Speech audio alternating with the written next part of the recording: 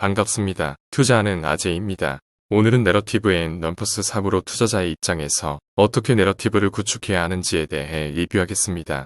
창업자와 경영자는 사업 가치를 더 높게 보이도록 강력하고 설득력 있는 내러티브를 만드는 데 집중합니다. 반대로 투자자들은 회사의 내러티브에 대한 신뢰성 여부를 꼼꼼하게 점검해야 합니다. 추가로 회사에 대한 내러티브를 직접 만들어 창업자의 스토리와의 차이점을 확인해야 합니다. 좋은 비즈니스 스토리는 저력이 있고 훌륭하게 사업을 뒷받침하는 동시에 스토리텔러와 청자를 설득시킵니다. 만약 상장회사의 투자를 고려 중이라면 사업의 가치를 잘 포착한 내러티브를 만드는 스토리텔러가 되고 그 스토리를 객관적으로 판단하여 부족함을 짚어내는 청자도 되어야 합니다. 그리고 스토리의 객관성을 유지하기 위해 편향과 착각을 버려야 합니다. 따라서 창업자나 경영자 그리고 투자자 모두가 근본적으로는 스토리텔러가 되어야 합니다. 좋은 비즈니스 내러티브에는 다음과 같은 4가지 요건이 반드시 필요합니다. 1. 비즈니스 내러티브는 단순해야 한다. 이해하기 쉽고 단순한 스토리는 어렵고 복잡한 스토리보다 청중과 관계를 맺기 쉬우며 더 오랫동안 깊은 인상을 남깁니다. 2. 비즈니스 내러티브에는 신뢰성이 담겨야 한다.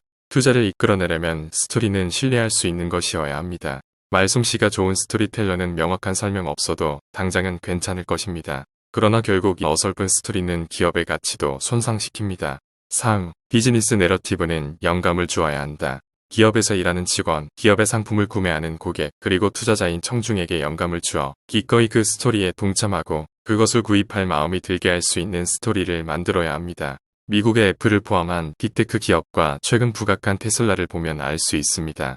4. 비즈니스 스토리는 행동으로 이어져야 한다. 앞에 청중이 스토리를 구입했다면 그들이 행동하도록 만들어야 합니다. 직원에게는 회사에서 일할 마음이 들게 하고 고객에게는 제품과 서비스를 구매하게 하고 투자자에게는 돈을 투자하도록 해야 합니다. 비즈니스 내러티브의 핵심은 구체적인 부분과 세부 사항에선 말을 아끼고 큰 그림과 비전에 대해서는 구체적인 설명을 해야 합니다. 우리가 비즈니스 스토리를 구축하기 전에 해야 할 사전 작업들이 있습니다. 첫째, 해당 사업의 역사를 검토하고 둘째, 회사가 영업활동을 하게 될 시장을 이해해야 하며 셋째, 경쟁 양상을 가늠하기 위한 척도를 마련해야 합니다. 1. 해당 사업의 역사 검토. 회사가 오래전부터 영업활동을 하고 있었다면 역사를 되짚어 과거의 성장이나 수익성, 사업 방향을 이해하는 작업부터 시작해야 합니다. 물론 기업의 미래에 대한 내러티브를 구축하는 것이기에 과거에 구속될 필요는 없지만 그래도 어느 정도 알아볼 필요는 있습니다. 같은 맥락에서 주식 농부란 별칭으로 유명한 가치 투자자 박영욱님은 기업의 사업보고서 10년치를 정독하는 것이 기업 분석의 시작점이자 기본이라 했습니다. 위기를 어떻게 헤쳐나갔는지, 가지고 있는 DNA, 가치관, 성격 등을 파악하면 미래의 내러티브 구축에 큰 도움이 될 것입니다. 신생기업이라면 살펴볼 만한 교훈이 별로 없습니다. 대부분의 스타트업들은 매출과 영업이익 등의 재무가 부실합니다.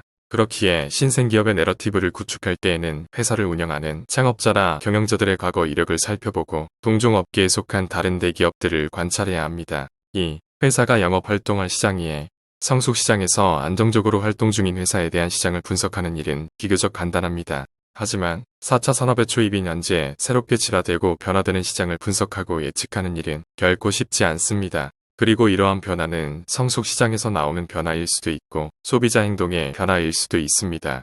예를 들어 극장에서 영화를 관람했던 소비자들이 쥐었던 과거와 달리 현재는 OTT 산업으로 급격하게 변하고 있습니다. 추가로 엔터테인먼트 콘텐츠 사업의 소비자들도 유튜브, 틱톡 등과 같은 스트리밍으로 이동하고 있습니다. 또한 한국의 이동통신 산업과 같은 감독기관의 법규나 규제 조치의 변화일 수도 있고 워런 버핏이 투자금을 회수한 대만 TSMC와 미국의 중국 견제로 인한 IRA 법안 등과 같은 지리적 변화일 수도 있습니다. 시장 분석에 대한 체크리스트는 화면과 같습니다. 가장 어려운 비즈니스 스토리는 진화 중이거나 변화 중인 시장에 뛰어든 스타트업의 내러티브를 구축하는 일입니다. 저자는 2013년 트위터에 대한 가치평가를 할 때 기존의 온라인 광고 사업을 유지할 것인지 이용자 기반의 소매 분야나 구독 중심으로 비즈니스 모델을 확장할 것인지에 대해 나름 판단을 해야 했다고 합니다. 회사의 경영자에게 물어보고 싶은 마음이 굴뚝했지만 경영자 또한 미래가 어떻게 흘러갈진 확신할 수 없고 오히려 더 심한 편향과 착각으로 바라볼 수 있습니다.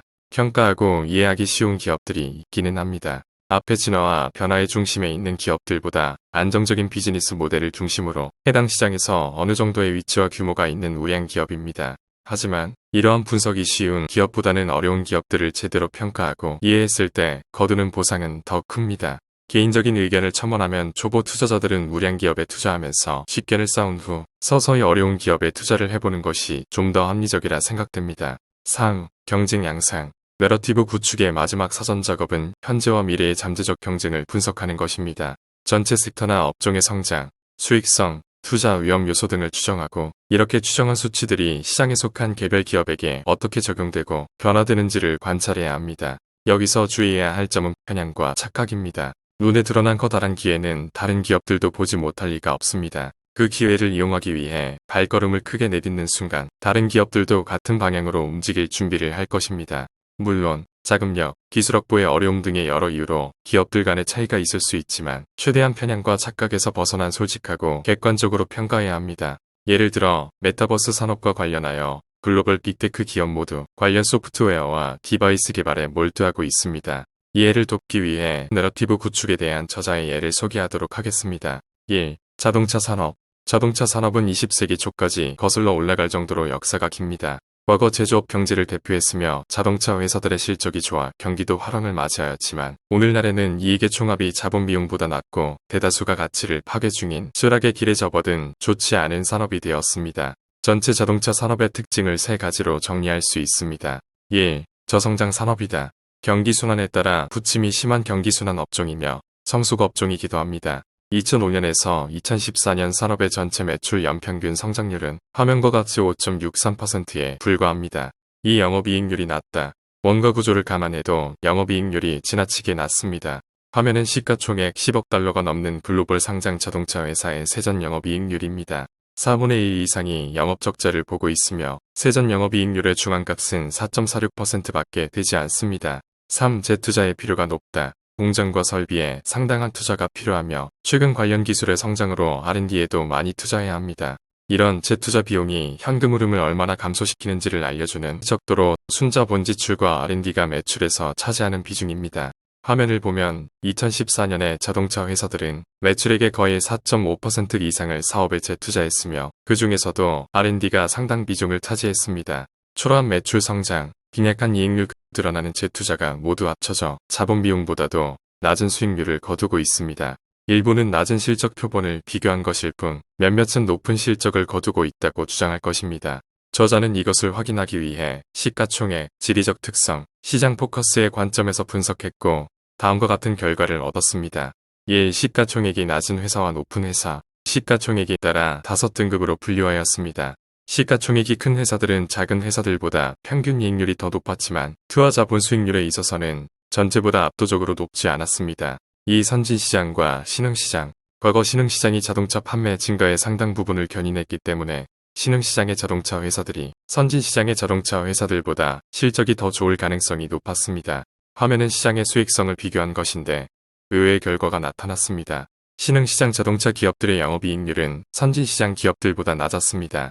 또한 순이익률과 투하자본 수익률에 있어서도 약간 높은 수준으로 비슷합니다. 3. 매스마켓과 럭셔리 시장. 슈퍼럭셔리 자동차 기업들은 슈퍼리치들에게 고가의 자동차를 판매합니다. 그리고 일반적인 완성차 기업보다 훨씬 큰 매출 성장과 수익성을 보였습니다. 앞으로의 성장은 신흥시장의 새로운 부자들, 특히 중국의 슈퍼리치들에게서 나올 것으로 기대합니다. 2. 차량 공유 시장의 풍경. 저자가 처음 우버의 가치를 평가했을 때에는 우버를 글로벌이 아닌 지역 기반의 네트워킹 효과를 누리는 도심 차량 서비스 회사라고 생각했습니다. 처음 한 것은 시장의 크기와 구성을 평가하는 것이었습니다. 2014년 중반까지만 해도 차량 서비스는 지역 중심이었고 도시마다 규칙과 체계가 달랐으며 정보도 거의 없었습니다. 그래서 차량 서비스 시장을 제대로 분석하는 것이 자동차 산업을 분석하는 것보다 훨씬 어려웠습니다. 1. 시장의 규모. 시장의 규모를 대략적으로 추산하기 위해 세계 최대의 택시 시장들을 관찰하는 한편 동종 업체들의 사이트와 감독기관의 시장 규모 추산치도 확인했습니다. 예를 들어 뉴욕시의 경우 뉴욕시 택시 리무진 위원회의 옐로캡 택시를 비롯해 사업 면허가 있는 다른 차량 서비스 회사들의 2013년 매출액 규모를 추산할 수 있는 척도를 마련할 수 있었습니다. 하지만 안타깝게도 이 정보는 신흥도시에 적용하기에는 무리였습니다. 그러다 보니 시장 규모를 처음 1,000억 달러로 추산한 것은 추측으로만 추산한 부분이 많았습니다. 이 시장 성장. 여러 기록에 따르면 차량 공유 시장의 성장률은 선진시장은 약 2%, 신흥시장은 4에서 5% 수준으로 낮은 편입니다. 3. 수익성. 차량 공유 시장에서 활동하는 민간 택시 회사들은 장부 공개를 꺼립니다. 하지만 저자는 두 가지 수치를 통해 차량 공유 사업이 등장하기 전까지 택시 회사들의 수익성이 괜찮은 편이었다는 결론을 내렸습니다. 첫 번째 수치는 글로벌 상장 택시의 세전 영업이익률로 그들의 세전 영업이익률은 15에서 20%였습니다. 두 번째는 택시 영업권의 시장 가격으로 금액에 대한 정보가 공개된 일부 도시를 예를 들면 2013년 뉴욕 공익 영업 택시인 옐로우캡 면허증은 120만 달러에 거래되었습니다. 따라서 연간 이익이 약 10만에서 12만 달러일 것이라고 추정할 수 있었습니다. 4. 투자. 차량 서비스 사업의 전통적인 방식은 투자자가 면허증 권리를 산 다음 택시를 구입하는 것입니다. 투자자는 직접 택시를 운영할 생각이 아니라면 운전자를 고용합니다. 따라서 1차 투자는 택시 면허권을 구입하는 것이고 2차 투자는 택시 차량을 구입하는 것입니다. 만약 사업이 성장하려면 두 가지 모두의 투자를 해야 합니다. 5. 위험. 차량 서비스 사업 진입을 제한하는 감독기관의 규제 덕분에 전반적으로 순이익과 현금 흐름이 안정된 편입니다. 하지만 지역경제 상황이 택시 수입에 큰 영향을 미칠 수 있습니다. 예를 들어 뉴욕시의 경제가 부진해 허덕인 2002년에는 택시 수입도 급감했습니다. 그리고 전체적으로 보면 뉴욕시 차량 서비스 사업의 재무는 같은 기간 금융 서비스 사업에 건실한지가 반영되어 있었습니다. 일부 회사가 위험에 더 크게 노출된 이유는 차입금이나 차량 리스 비용과 같은 고정비 비중이 매출액 대비 컸기 때문입니다. 2014년 6월 차량 서비스 사업은 규제가 강하고 시장마다 경쟁이 다르게 펼쳐지고 있었으며 회사들 사이의 실적 격차가 큰 이유는 회사 문제가 아닌 감독 규정 때문입니다. 이처럼 시장의 체계를 이해하고 나면 가치평가의 첫걸음을 떼고 기업에 대한 내러티브를 만들 준비가 끝난 것입니다. 한 번이 아니라 반복적으로 이뤄지는 과정이기 때문에 확신이 들지 않아도 일단은 스토리를 만든 후 지속적으로 관련 데이터를 수집하여 스토리를 업그레이드해야 합니다. 이러한 일련의 과정에서 스토리를 크고 웅대하게 만들지 아니면 하나의 초점을 맞춘 작은 스토리를 만들지에 따라 현상 유지의 스토리가 나오기도 하고 기존 방식에 도전하는 파괴의 스토리가 나오기도 합니다. 또는 먼 훗날까지 내다보는 계속 기업으로서의 비즈니스 스토리가 나오거나 사업 수명이 유한한 스토리가 나오기도 합니다. 또한 고성장부터 쇠락까지의 성장 스펙트럼 전체를 아우르는 스토리가 탄생하기도 합니다. 확실한 것은 스토리가 회사에 부합해야 한다는 것입니다. 1. 큰 스토리로 할 것인가, 작은 스토리로 할 것인가. 큰 스토리는 방대한 비전으로 사업을 설명하며 여러 사업과 지리 정역에서 활동 계획을 담습니다. 반면 작은 스토리는 특정 사업과 구체적 지리 영역에 한정해서 기업의 비전을 설명합니다. 큰 스토리가 직원과 투자자에게 설렘과 흥분을 더 많이 불러일으키고 사업에도 더 높은 가격표를 붙일 수 있으며 특히 초기 단계일수록 그 범위가 더 커집니다. 하지만 큰 스토리는 두 가지를 각오해야 합니다. 첫째, 초점을 분산시킬 여력이 없음에도 동시에 여러 사업을 벌이는 실수를 저지르다가 회사를 무너뜨릴 수 있습니다. 둘째, 높은 기대치를 충족시키지 못하면 주가 폭락 등의 혹독한 대가를 치르게 됩니다. 저자는 차량 공유 서비스 회사인 우버와 리프트에서 대조적인 결과를 목격했습니다. 저자가 처음 우버의 가치를 평가했을 때는 부심 차량 서비스 회사로서만 평가했습니다. 하지만 우버의 말과 행동을 관찰한 결과 글로벌 유통회사로 내러티브를 수정했고 잠재적 시장의 범위도 같이 확대했습니다.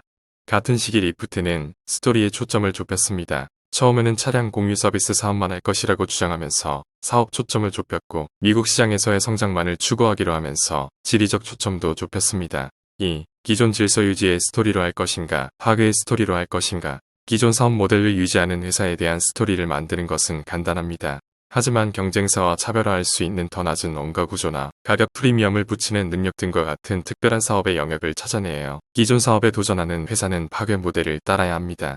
물론 이때에도 어떤 스토리를 고를지는 평가 중인 회사와 사업에 따라 달라져야 합니다. 현상 유지에 만족하는 회사는 파괴의 스토리를 만들 수 없습니다.